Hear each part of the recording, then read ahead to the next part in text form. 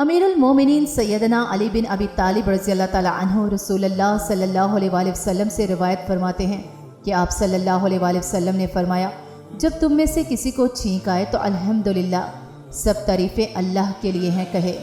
جو اس کے پاس موجود ہو وہ یرحمک اللہ، اللہ آپ پر رحم فرمائے کہے، اور پھر وہ اسے ان الفاظ سے جواب دے، اللہ آپ کو ہدایت عطا فرمائے اور آپ کے معاملات درست فرمائے۔ چھینک ایک فطری عمل ہے، بلکہ یہ ایک نعمت ہے کہ انسان کی باڈی میں ہر وقت خون دوڑتا رہتا ہے۔ اگر کہیں رکنے لگے تو اللہ تعالیٰ کی طرف سے یہ نعمت میسر آتی ہے اور خون پھر سے دوڑنے لگتا ہے۔ اس لیے جب بھی چھینک آئے اللہ کی حمد بیان کریں۔